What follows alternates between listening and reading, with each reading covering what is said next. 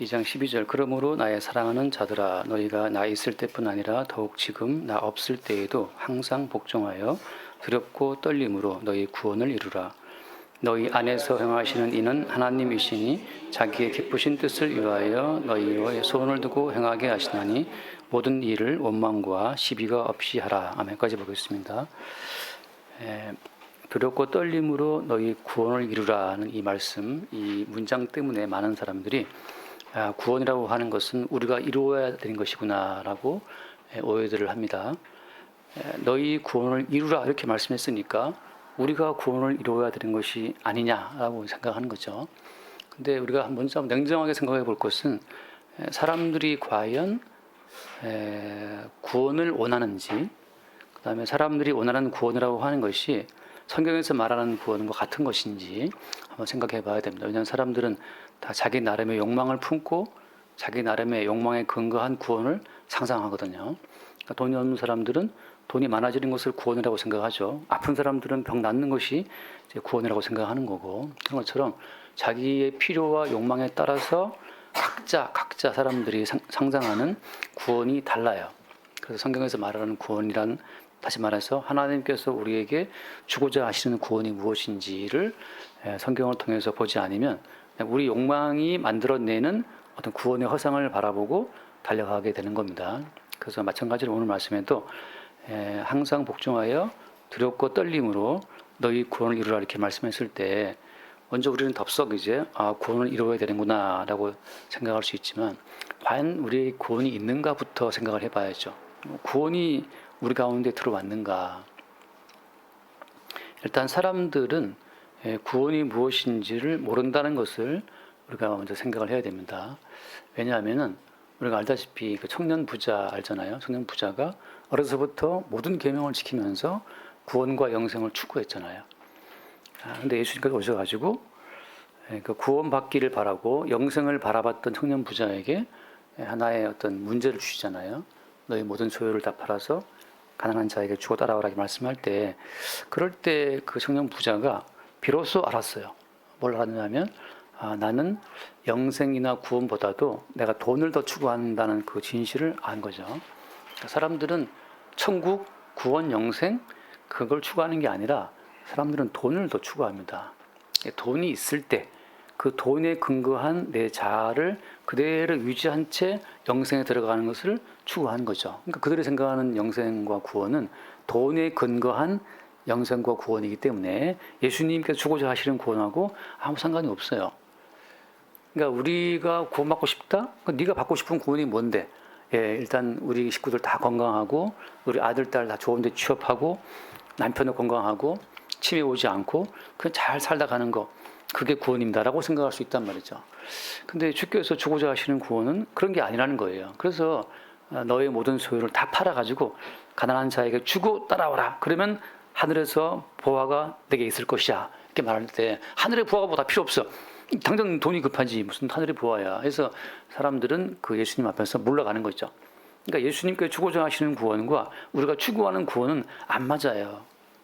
많은 사람들이 덮어놓고 자기 욕망을 마치 구원의 어떤 그런 건전한 소망인 것처럼 착각하고 그냥 교회 나와서 빌고 또 비는 거죠. 올 한 해도 우리 아이들 다 건강하고 좋은 데 취업하고 아프지 않고 뭐 이러면서 비는 거죠. 그게 비는 게 비나이다 하는 옛날 정화스토록 비는 그 우리 조상들의 비는 거하고 뭐 차이가 아무것도 없죠.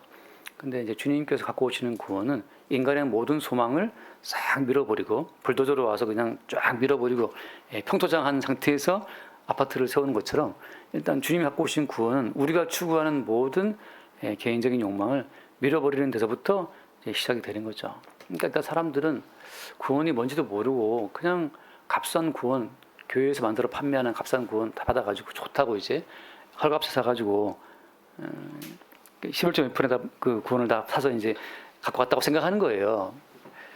근데 그건 이제 헐값에 구입한 그 구원은 가짜입니다. 갖고 와서 먹어봐야 효과도 별로 없어요. 진짜 성경에서 말하는 구원은 우리의 목숨을 가져가는 거거든요.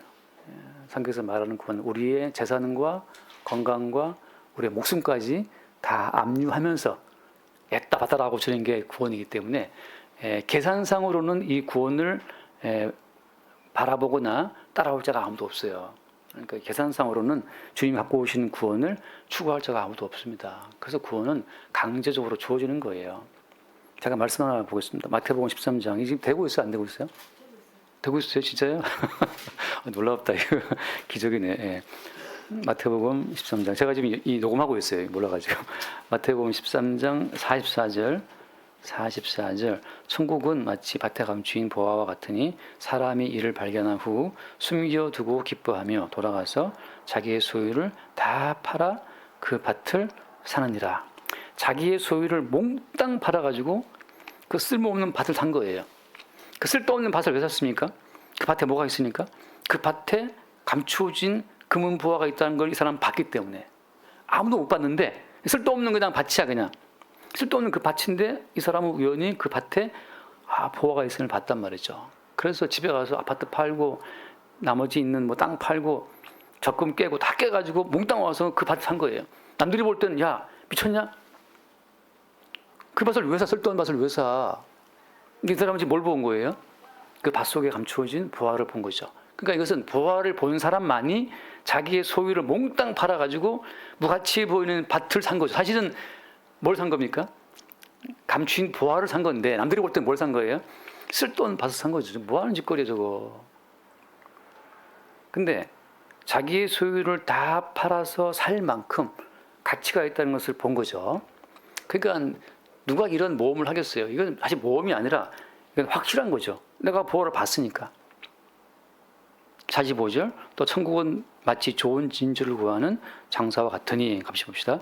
극히 값진 진주 하나를 발견하며 가서 자기의 소유를 다 팔아 그 진주를 사니라. 일단 무조건 자기의 소유를 다 팔아. 천국과 구원과 영생이라고 하는 것은 우리의 모든 소유를 몽땅 다 다 팔게 하는 게 이게 천국이에요.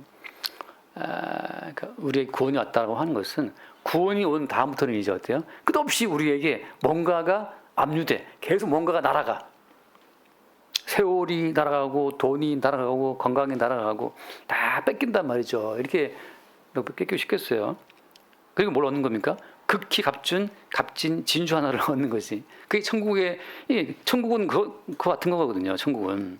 다시 말해서 이것은 이렇게 자기의 모든 소유를 다 팔고 감추인 보화를 구하러 오신 분은 사실 예수님밖에 없어요. 예수님만이 진실을 보신 거고 우리 모두는 허상을 보기 때문에 우리 눈에 이 진주가 안 보입니다. 그러니까 천국과 구원이라고 하는 것은 그냥 주님이 일방적으로 쳐들어와서 우리 가운데 일방적으로 시행하시는 작업이지 우리가 구원을 보고 저기에 구원이 있네? 나 저 구원 얻어야지 라고 달려가서 얻을 수 있는 것이 아닌 거예요. 그러니까 일단 우리가 구원을 생각할 때 먼저는 모든 것 자체가 우리는 이 땅의 구원을 갈망하지 영생의 구원을 갈망치 않는다고 하는 건 진실을 먼저 봐야 됩니다. 그래야 주께서 가져오신 구원이 무엇인지를 볼 수 있어요. 잠깐 말씀도 볼게요. 히브리서 11장 제가 가끔 예로 들은 대표적인 사람이 이 사람인데 히브리서 11장 24절을 보겠습니다. 11장 24절 믿음으로 모세는 장성하여 바로의 공주의 아들이라 칭함받기를 거절하고 도리어 하나님의 백성과 함께 고난받기를 잠시 죄악의 낙을 누리는 것보다 더 좋아. 같이 봅시다. 그리스도를 위하여 받는 수모를 애굽의 모든 보화보다 더 큰 재물로 여겼으니 이는 상 주심을 바라봅니다. 이 말씀이 맞습니까? 모세가 그리스도를 위하여 받는 모든 수모를 애굽의 모든 보화보다 더 큰 재물로 여겼어요? 그런 기록이 성경에 있습니까? 출애굽기에 없어요. 무슨 말이냐? 이것은 주께서 모세의 인생을 통해서 일방적으로 시행하신 구원의 그 실상을 말씀하고 있는 거예요. 모세는 자의적으로 애굽의 모든 보화를 버리고 하나님 뜻 따라 갈 거야 라고 나선 사람이 아니에요. 모세는 자기 의에 근거해서 자기 정의에 취해서 동족을 구하기 위해 애굽 사람을 때려 죽였잖아요. 마치 김구 선생이 일본 사람 때려 죽이듯이 패 죽이고 들키는 바람에 미디안으로 도피했단 말이죠. 누가 원치 않게 모세로 하여금 살인자가 되게 했습니까? 누가 모세로 하여금 원치 않게 살인자가 되어서 현상 수배범이 되어서 애굽의 경찰이, 애굽의 검찰이 안 그래도 이제 모세를 정적으로 여겨서 저걸 제거하고 싶었던 그 애굽의 그 왕궁의 그 아주 미묘한 권력의 그 암투 가운데에서 저거 모세 똑똑한데 저 모세 저거 쳐내고 싶은데 굴러 들어온 돌.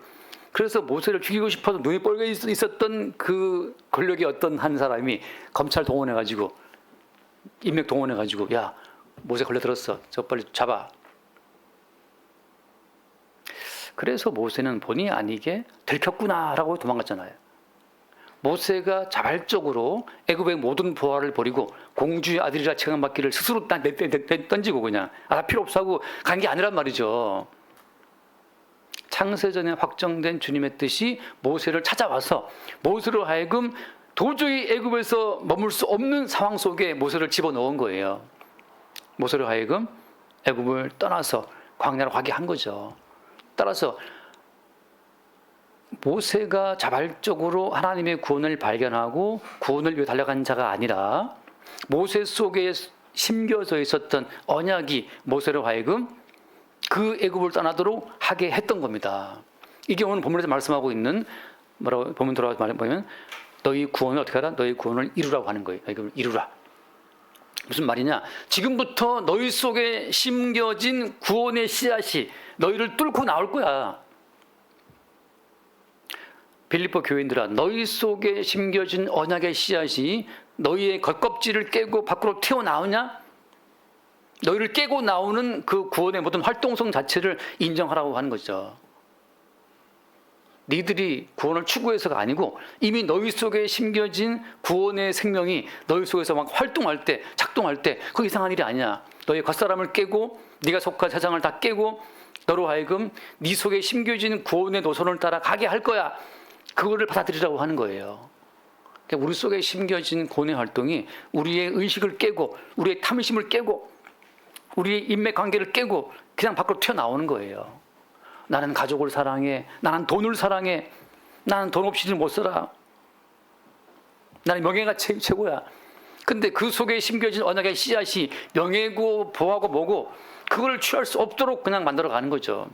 그래서 어떻게 광야로 도망가듯이 광야로 끌고 갔던 것도 모세 속에 심어진 언약의 씨앗 말씀이었고 광야에 돌아와서 자기 백성을 구원하게 한 것도 모세의 개인적인 의도가 아니었잖아요. 모세가 언제 나 애굽 복귀 계획 40년 계획 1년 지났다. 나 푸시업 50개 채웠다. 돌아가서 애굽에 딱 때려 부수고 백성을 구원해내야지. 애굽 구원 계획 2주년, 3주년. 그래서 뭐 달력에 체크해가면서 발정자 써가면서 몇 개 그려요 달력자. 그래가면서 이렇게 출국 계획을 세워서 돌아왔습니까? 그건 영화에서나 나온 얘기고, 그 드라마에서 나오는 뭐 얘기란 말이죠. 모세는 애굽에서 돌아가서 자기 형제들을 구원할 생각 자체가 없었던 사람이에요. 내가 왜 돌아갑니까 하나님 하고 대들었던 사람이란 말이죠. 그 속에 심겨진 구원이 모세로 하여금 도저히 애굽으로 돌아가지 않으면 안 되게끔 압박해서 모세는 돌아가서 이스라엘을 끄집어왔던 거죠. 그런 것처럼 우리 속에 심겨진 구원 그 자체가 주체예요. 구원이 우리를 끌고 가는 거죠. 이것을 신약에서 뭐라고 한번 정리하면 잠깐 골로새 그 뒤에 2장 말씀, 골로새 2장 11절, 골로새 2장 11절 말씀 봅시다. 같이 한번 읽어볼게요. 또 그 안에서 너희가 손으로 하지 아니한 할례를 받았으니 곧 육의 몸을 벗는 것이니 것이요 그리스도의 할례니라. 육의 몸을 벗는 것, 그러니까 육의 몸을 벗겨내는 겉사람을 이거 찢어내는 겉사람의 껍질을 깨내는 어떤 그리스도의 할례가 우리 속에서 이루어지고 있다는 거죠. 우리 속에 들어오신 언약의 말씀의 주인공이신 그리스도께서 우리 안에 들어오게 되면 난 돈을 사랑해, 돈 따라갈 거야. 돈을 따라갈 수 없도록 그 구원의 말씀이 우리를 끌고 간다고 하는 거죠. 그래서 오늘날 나사로는 거지가 되었던 것이죠. 거지가 되고 싶겠어. 장래희망 거지 누가 그거 있어요. 장래희망 재벌이시다. 가끔 집사람한테 말할 때, 지영이 그렇게 이 피아노를 잘 치는데 왜 그렇게 막 뻗어나가서 막 뭐 해야 되는데 여기 계속 여기 지하에 같이 놀고 있냐 말이죠. 그런 생각 할 때 있단 말이죠. 내가 들어보니까 뭐 가끔 들어보면 잘 치는 사람도 그다지 뭐 그렇게 그거가 아닌가 싶은데 누가 이렇게 한 겁니까 이게? 주님 하신 거죠. 합리화하지 마십시오. 근데 합리화하면 어쩔 건데 뭐 다른 답이 없어요. 우리 모두의 인생은 주께서 우리 속에 들어오셔서 끌고 가시는 그런 과정이란 말이죠. 제가 누린이 하는 말씀처럼 이번에 병원에 갔더니 옆에 있던 침상분이 74살이신데 지금도 그 회사에 재무 담당 이사로 활동하고 있대요. 제가 너무 놀라가지고 어떻게 정년 퇴임 다 퇴임하지만 자기는 워낙 그쪽에 능력이 있나 봐요. 계속 회사에서 재무 담당 이사로 계속 일을 시켜가지고 지금도 하고 계속 옆에 들어오면 그 지시하더라고 직원들한테 그거 채권 판 거 그거 빨리 받다가 팔아 그거 하고 지시하고 있으라고. 자기 개인 돈을 8만 달러 사놨대요. 이제 달러 올라가 싶어갖고. 근데 좀 빨리 팔아버린 거야. 그래서 재미 못 봤다고 그렇게 안타까워 하시는데 제가 떠올랐어요. 우리 교회는 다 지금 60대 초반 되신 분들도 직장이 힘든 상황인데 어떻게 74살까지 활동을 하냐. 세상에 재무 담당 이사를 버리고 여기 앉아 계신 분도 있잖아요. 여기 박사님도 계시고 이사님도 계시고 한 분 문사님 오늘 안 오셨네. 지금쯤 부사장까지 올라가야 될 분이 왜 안 오셨지? 모세는 애굽의 모든 부하를 자발적 의지가 아니고 그 속에 들어온 구원의 활동으로 버리게 된 사람이라고 하는 거죠. 그렇게 주께서 끌고 가시는 거예요.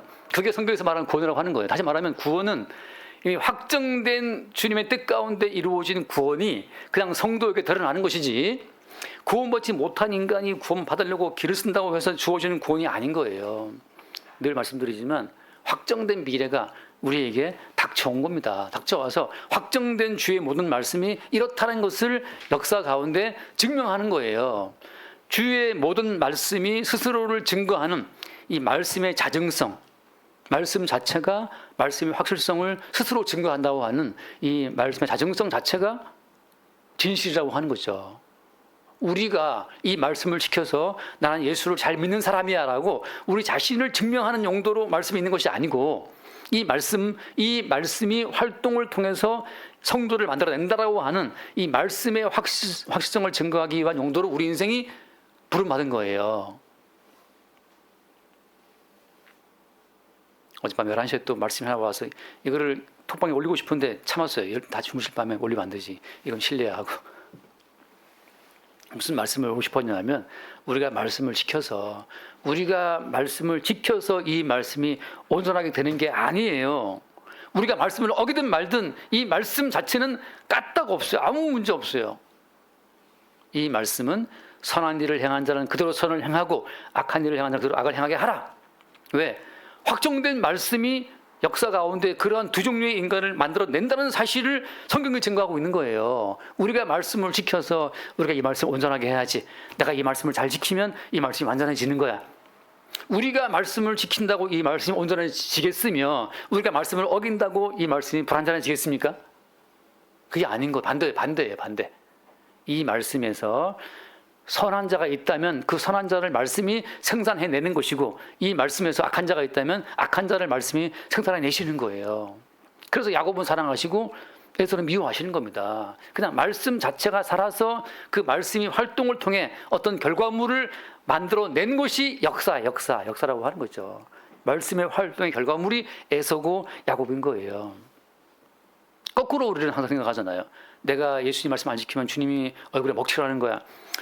걱정하지 마. 네가 무슨 먹칠을 하냐만 따지고 있어. 말씀이 오히려 살아서 너로 하여금 그 말씀을 지키는 자로 어기는 자로 만들어 가심으로 말미암아 말씀의 주인공의 주님이심을 증거하고 있다고 하는 거죠. 그래서 잠깐 말씀 봅시다. 로마서 10장 2절 말씀.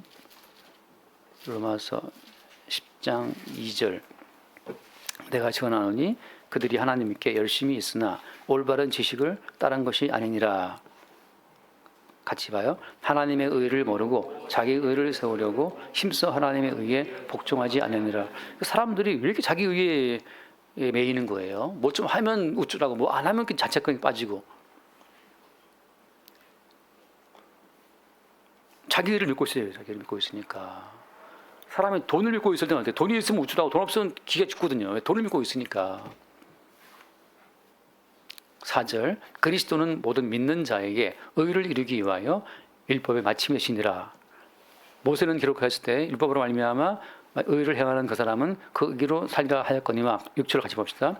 믿음으로 말미암는 의인은 이같이 말하되 네 마음에 누가 하늘에 올라가겠느냐 하지 말라 하니 올라가겠느냐 하면 그리스도를 모셔 내리려는 것이요 혹 누가 무정경에 내려가겠느냐 하지 말라 내려가겠느냐 하면 그리스도를 모셔 죽은 자 가운데서 모셔 올리려는 것이다.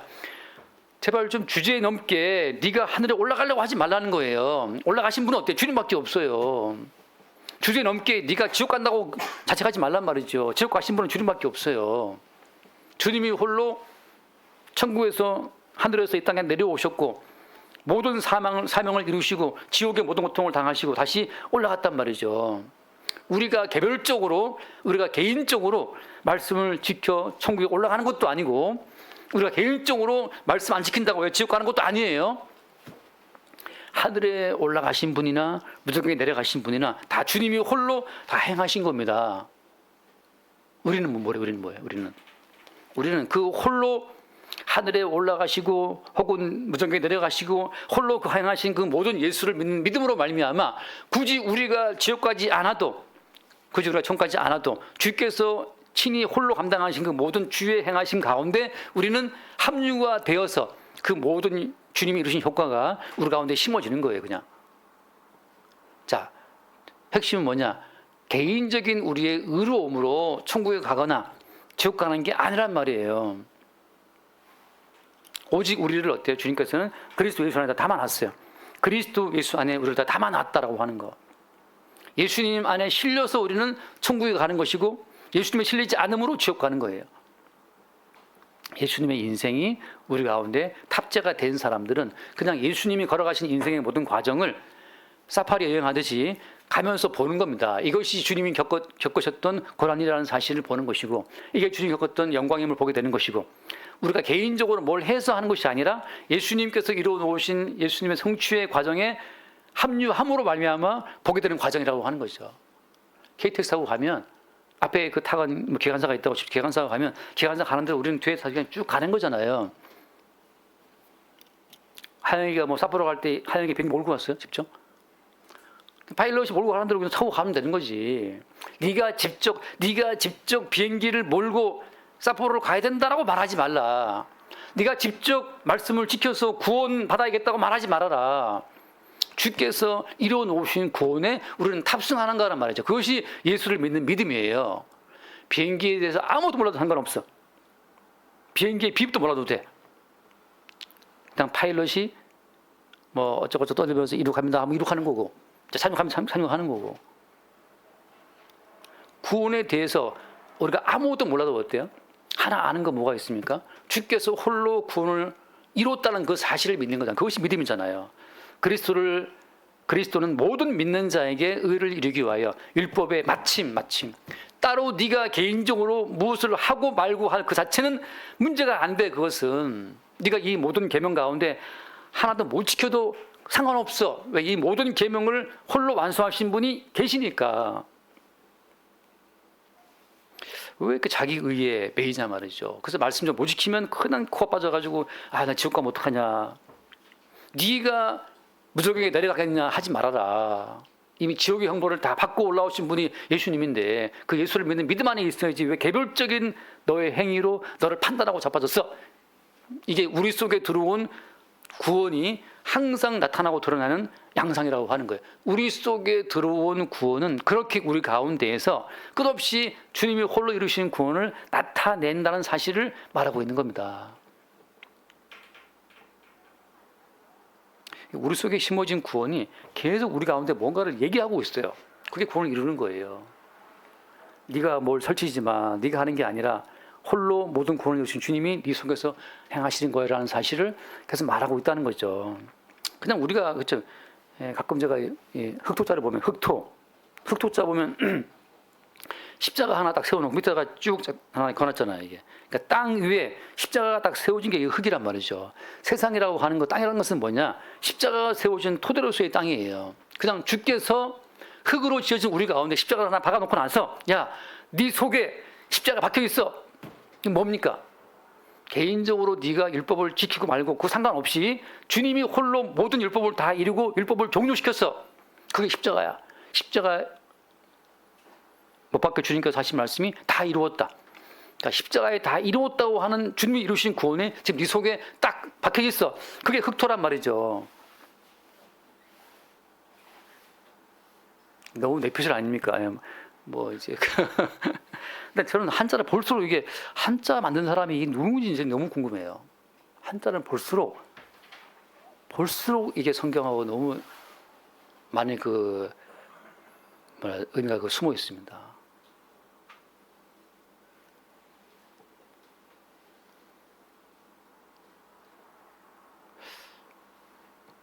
또 나중에 그래서 이 십자가가 우리 속에서 활동하고 있다는 그 활동, 두렵고 떨리는 마음으로 너희 속에 구원을 이루라고 말씀하시는 것은 이미 네 속에 들어와 있는 그 십자가의 구원 자체를 이루라는 거거든요. 다시 말해서 네가 개인적으로 손대면 손댈수록 어때요? 오히려 주님이 홀로 이루어오신 구원을 훼손시키는 거란 말이죠. 제가 그 변호사 아까 말씀드린 그 재무이사 한다는 그분하고 좀 대화를 많이 했는데 그 남양 양평인가 거기에 한 600평, 700평 땅을 사놓고다가 전원주택 지어놓고 그 주말마다 가서 농사를 지었대요. 근데 들어보니까는 300평인가 농사를 지으면 정부에 전문 그 농업하는 사람으로 등록이 된다면서요. 혜택이 많이 줘준대요. 그래서 이 사람은 지금 빨리 은퇴하고 이제 가서 농사 지으려고 와이프랑 가서 농사 짓는데 그분 하는 얘기가 이 말이죠. 농약을 안 뿌린다는 말은 싹 거짓말이라는 거죠. 자기 해버리는 농약을 안 뿌리고서 농사를 안 된다는 거죠. 이 농약물이 클 수가 없대요. 너무 해축이 많아가지고. 그냥 그게 뭘 심냐? 뭐 깨도 심고 뭐 심는데 또 뭐 심는데더라. 아무튼 뭐 심는데 깨도 짜서 다 짜갖고 나눠주고 그런대요. 근데 이거죠. 땅에다가 콩을 심으면 콩 날 거 아니에요. 콩을 심으면 콩 나는데 땅에다가 심으면 나잖아요. 그죠? 땅에다가 십자가를 심으면 십자가가 활동하는데 나타나는데 무엇이 거기에 방해를 합니까? 오만 잡초가 그렇게 난다는 거죠. 잡초가. 여름 되면 가서 그 잡초 뽑느라고 일이래요. 이게. 무슨 말이냐? 두렵고 떨리는 마음으로 너희 속에 심겨진 구원을 이루라고 말씀할 때에는 이미 주님이 이루어 놓으신 완전한 구원의 의가 우리 속에 심겨져 있는데 자꾸 우리는 어때요? 잡초처럼 우리의 개인 사적인 의로움이 사적인 어떤 선과 의의 개념이 자꾸 튀어 올라오는 거예요. 이것은 악한 것이고 이건 선한 것이고 저 선을 행하면 좀 우쭐했다가 악하면 또 이렇게 낙심했다가 그 모든 것 자체를 계속 제거해내는 그 작업, 잡초를 제거해내는 그 모든 작업이 너희 속에 있는 구원을 이루라. 이 완전한 구원이 심어져 있으니 쓸데없는 선악같이 가시 엉겅퀴가 나게 했던 그 원인이 됐던 선악 지식이잖아요. 선악과를 먹으로 말미암아서 가시 엉겅퀴가 나는 땅으로 추방된 건데 그런 것처럼 끝없이 우리는 선악 지식이 가시가 되고 엉겅퀴가 되어서 끝없이 우리 삶을 골치 아프게 만들어 골치 아프게. 병원에 있는 동안 정말 괴로웠던 게 그거 TV 괴로웠어요. TV라는 걸 안 보고 살다가 일주일에 한 번씩 TV 그 유일한 즐거움이었는데 이거는 눈 뜨자마자 TV를 계속 TV를 듣고 그것도 주로 나이신 분들이라서 24시간 뉴스를 들어요. 듣고 이제 저 나쁜 놈 죽일 놈 저는 왜 이상한 놈 욕을 해가면서 말이죠.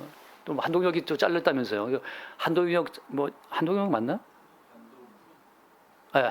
장동영이죠. 석건이 들을.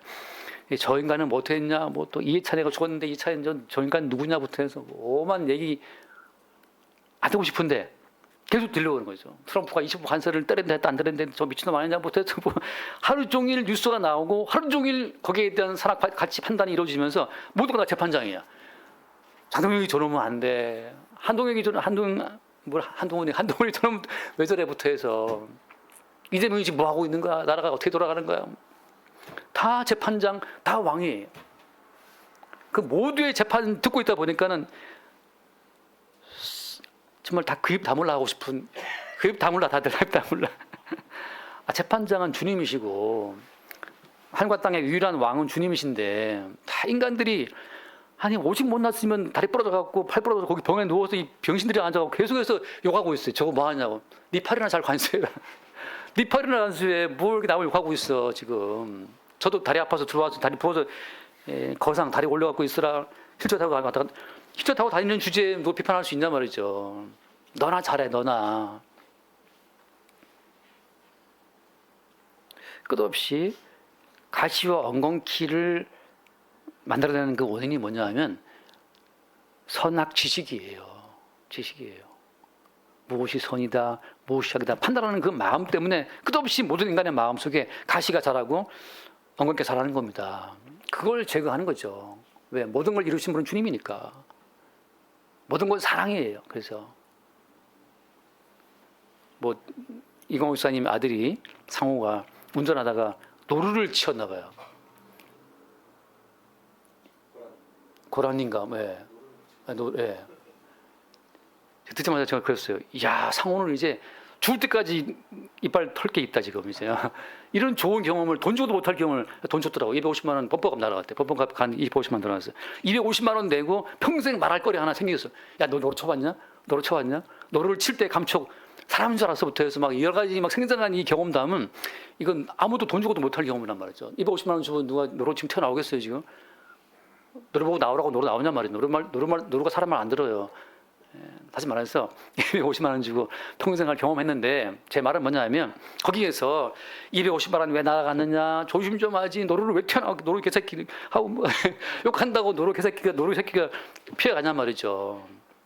참새 두 마리에 떨어지면 또 주님이 오케이 사인 떨어져야 떨어지는데 주님이 그날 그 시기점에 주님 오케이 한 바람에 그냥 노루가 튀어나와서 상호가 가는 차에 그냥 치어가지고 범퍼가 250만 원 날아가면서 상호한테 깊은 경험 체험 야 노루 한번 쳐봤다. 노루 칠 때 이 핸들의 감각, 범퍼가 날아갈 때 그 감각을 니들이 아느냐라고 하는 모두가 사랑이죠.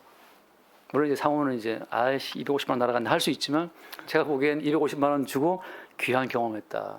이거 경험을 돈 주고 사는 거죠. 하영이도 삿포로 갔다가 하루 갇혀 있나 했나? 하루 눈이 어느 21년 만에 눈이 와가지고 하영이가 비행기가 못 떠가지고 차가 못 왔나? 아무튼 그래가지고 공항에 하루 갇혀 있었대요. 그래서 돈 주고 못 살 경험했다. 하영이가 말해 돈 줬어요. 비행값 줬지. 기다리라고 또 밥 사 먹고 얼마나 힘들었을 거예요. 그냥 우리가 아는데 나의 사적인 선악의 잣대를 들이대는 순간 우리 인생은 가시고 엉겅퀴지만 모든 것은 주님이 허락하신 사건으로 보게 되면 모든 것은 십자가에 죽임당하신 예수님의 희생으로 주어지는 그냥 선물들의 순간이에요. 선물들의 순간. 21년 만에 폭설 때문에 너 비행기 공항에 갇혀본 적 있냐? 돈 주고도 못해요. 돈 주고 눈 내린다고 눈이 오겠습니까? 주님이 오케이 했으니 눈 내린 것이지. 우리에게 벌어지는 모든 일은 그래서 그냥 이미 구원은 주님이 이루어 놓으셨고 우리는 주님이 이루어 놓으시는 구원에 탑승한 채로 이 땅을 지나가면서 관광하듯이 인생에 많은 경험을 하듯이 그런다고 250만 나가도 주는 것도 아니고 공항에 갇혀있다고 주는 것도 아니고 어떤 사람은 공항에 갇혀갖고 몇 년 살았잖아요. 그 영화에 나오잖아요. 공항에 갇혀 사는 사람. 예. 그런 사람도 있고 말이죠.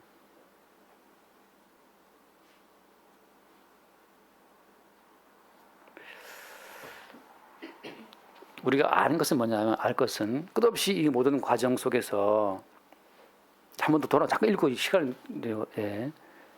2장 한 번 더 볼게요. 12절 말. 그러므로 나의 사랑하는 자들아 너희가 나 있을 때뿐 아니라 더욱 지금 나 없을 때에도 같이 봅시다. 항상 복종하여 두렵고 떨림으로 너희 구원을 이루라.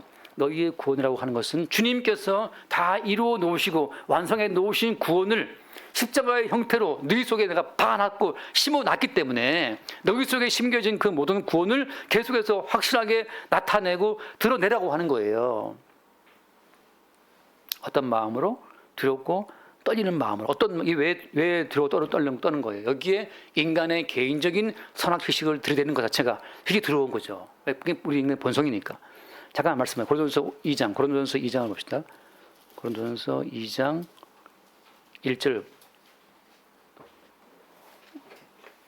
2장 1절. 형제들아 내가 너희에게 나아가 하나님의 증거를 전할 때 말과 지혜에 아름다운 것으로 아니하였다. 이게 두려운 거예요. 말과 지혜 아름다운 것.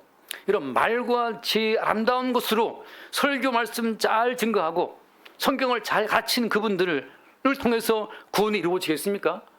천만의 말씀이에요.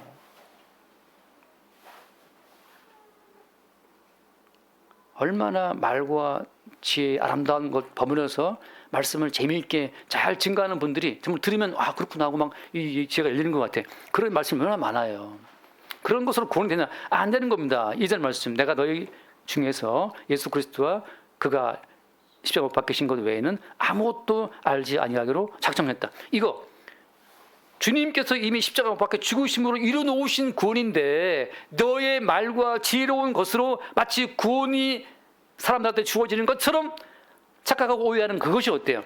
그게 주를 해방하고 주를 다시 한번 괴롭히는 겁니다. 마치 인간이 교회 봉사 열심히 하고 목사님 말씀 잘 증거하고 그러면 어떤 구원의 풍성해지는 것처럼 천만의 말씀 그게 아니라는 거죠. 구원 자체는 십자가에 못 박히신 주님께서 이루어 놓으신 거예요. 단지 우리는 잡초를 제거하듯이 그건 아니지. 그건 잡초예요. 안디바, 제가 좋아하는 안디바. 안티 모든 것에 대해서 아니라는 거지. 뭐 말하면 그건 아닙니다. 그건 십자가 못 박혀 죽으신 예수 그리스도가 이루어오신 구원을 지금 가리는 잡초 같은 거예요. 또 무슨 말하면 아 그건 아니죠. 그건 십자가에 죽임 당하심으로 홀로 이루신 주님의 구원을 가리는 거예요. 계속 뭐가 아니래. 목사님이 참 열정이 있습니다. 그건 잡초예요. 목사님이 열정으로 구원되는 게 아니에요. 아 내가 말씀 다 지켰습니다. 그거 잡초예요. 당신이 말씀 지킨다고 구원되는 게 아니에요. 제가 기도를 참 오래 했습니다. 그거 잡초예요. 이것저것 아무것도 없는 잡초란 우리는 잡초란 말이죠. 뭔지 나온기가 김홍기가 잘 불렀잖아요. 모든 건 그냥 아니라는 거지. 그 뭔데 예수 그리스도께서 못 박히신 것 그 외에는 우리 아무것도 아닌 겁니다. 주님이 홀로 구원을 이루셨고 주님이 홀로 이루신 그 구원이 우리 속에 심겨짐으로써 우리는 흙의 사명을 다하고 있는 거예요.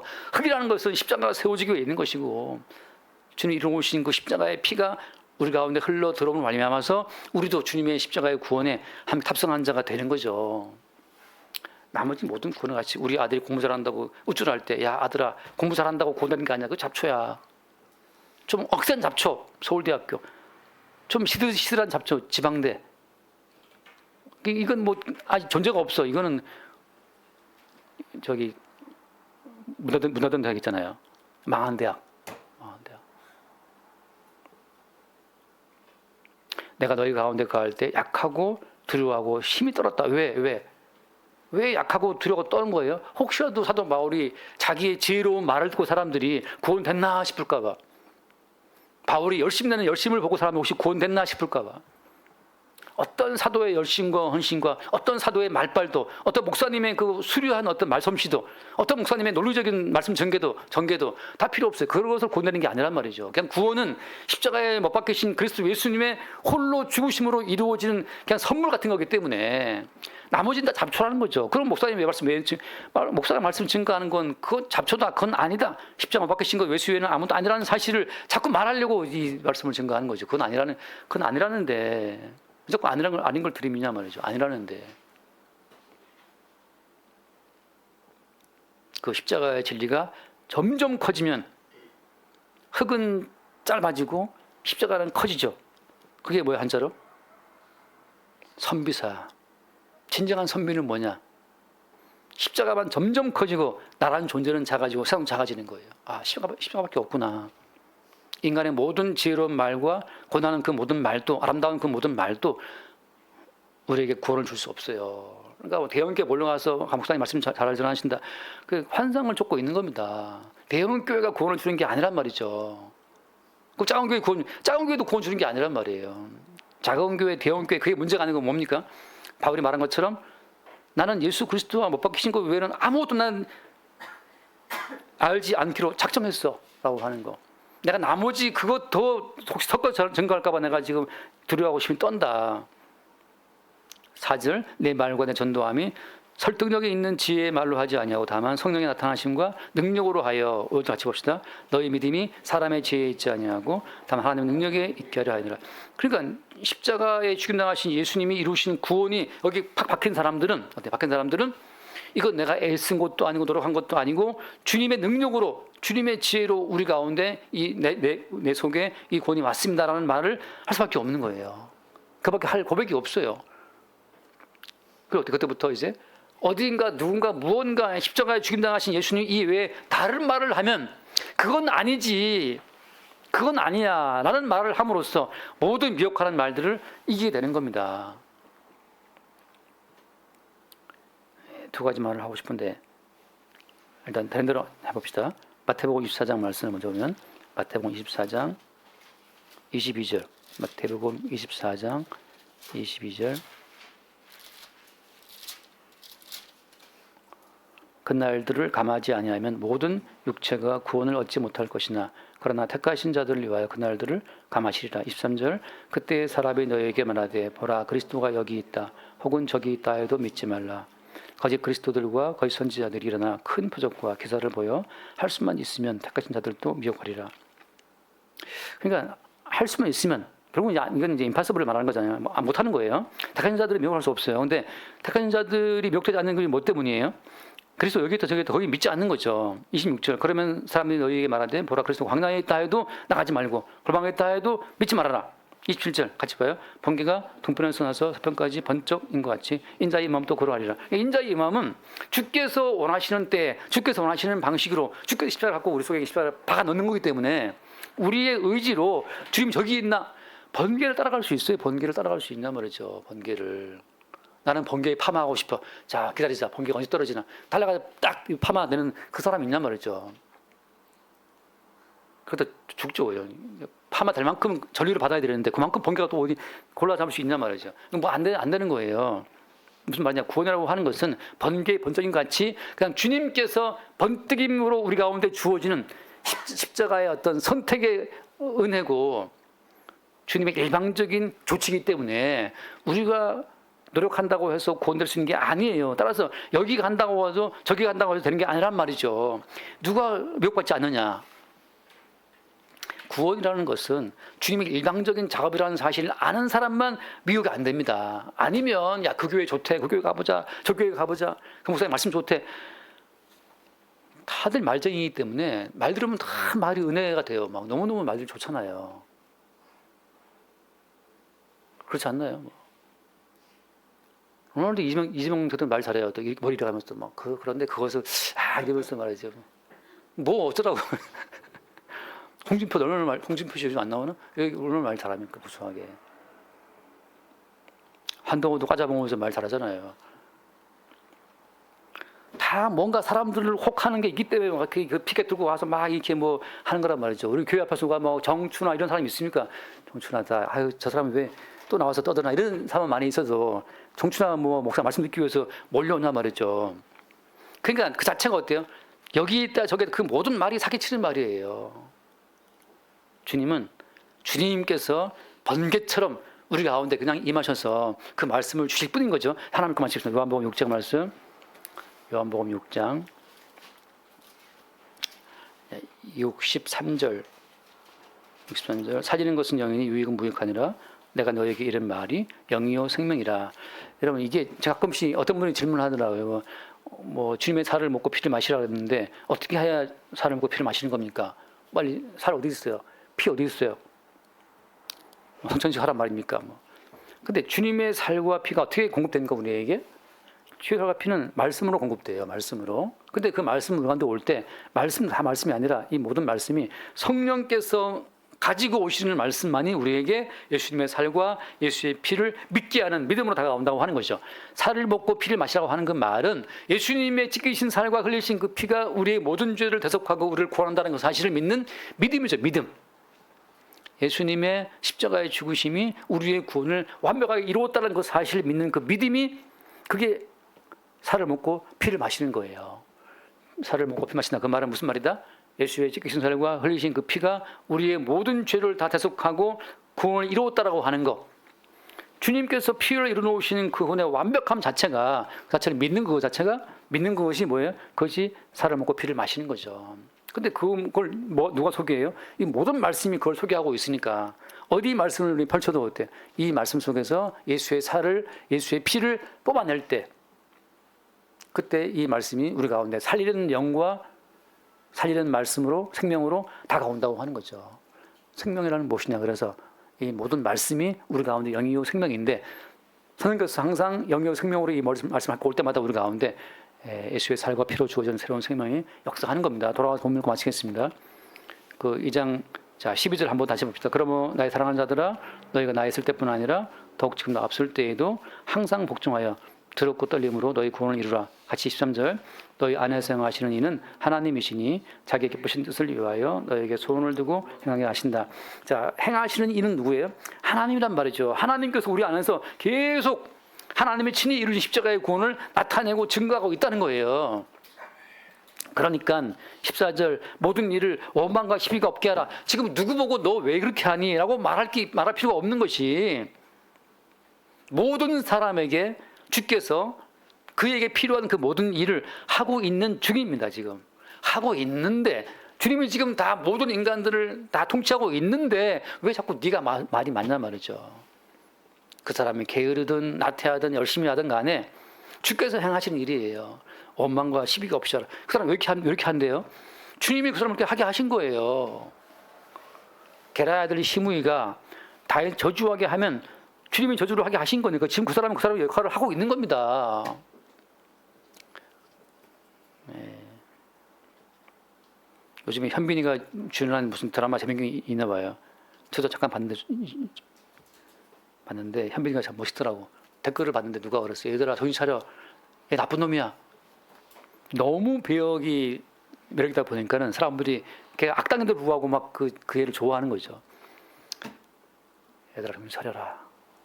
한 것처럼 우리는 모든 일을 행하시는 주체가 주님이신을 보게 될 때 그때 우리가 마치 우리가 주체인 것처럼 그 인간이 주체인 것처럼 원망하거나 시비하지 않고 그 일을 하게 하신 주님만 바라보는 거죠. 그에게 악한 역할을 맡기시는 분, 그에게 착한 역할을 맡기시는 분, 그 모든 것을 주관하시는 PD이신 그 주님이 중요한 것이지 우리가 하고 있는 일이 중요한 게 아니에요. 저 사람 왜 저러지? 그 사람이 그런 일을 하게 하신 분은 주님이야 라고 주를 바라볼 때 어때요? 그때 비로소 우리는 우리 속에 심겨진 주님의 구원을 이루라는 말씀처럼 우리 속에 활동하시는 주님의 구원을 더 선명히 보게 되는 겁니다. 기도하겠습니다. 존귀하신 주님 감사합니다. 우리가 주체인 것처럼 인생을 바라보지만 실제 인생의 주체는 우리가 아니라 주님이심을 알게 하여 주옵시고 우리가 구원을 이루는 것처럼 오해하지만 실제 구원을 이루시는 분도 우리가 아니라 우리 안에서 행하시는 주님이심을 매 순간 새롭게 보게 하여 주옵소서. 우리 주 예수로 기도드립니다. 아멘. 자, 찬송합시다. 288장.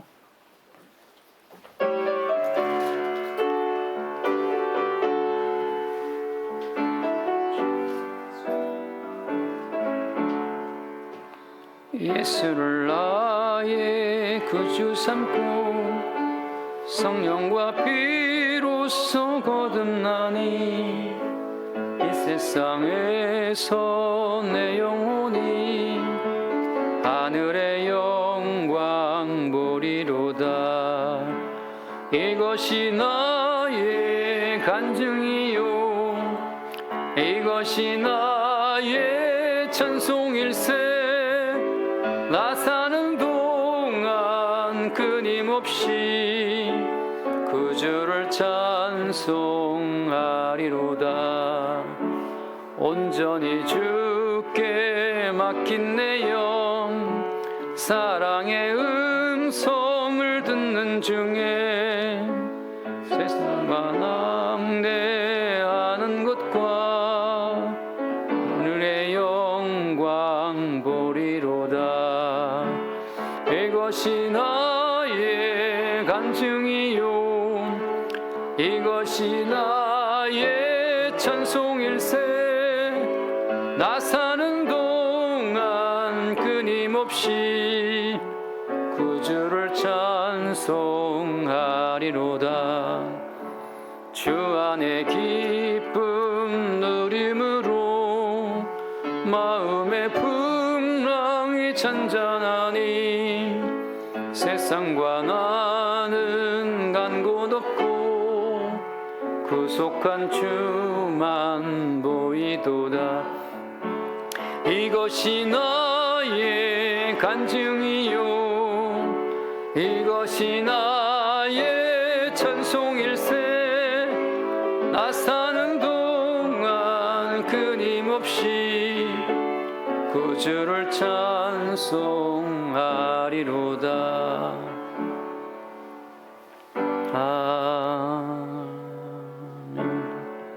이제는 하늘 영광 버리고 모든 걸 다 버리고 이 땅에 오셔서 자기 몸을 십자가에 내주신 우리 주 예수 그리스도의 은혜와 인간의 모든 행함을 다 물리치시고 십자가에 죽임당한 예수님의 희생만을 받으시는 하나님의 사랑하심과 날마다 우리가 아니라 주님이 홀로 이루시는 구원의 가치를 알게 하시는 성령 교통하심이 주를 사랑하는 이들의 10년간 함께 서시기를 간절히 축원합니다.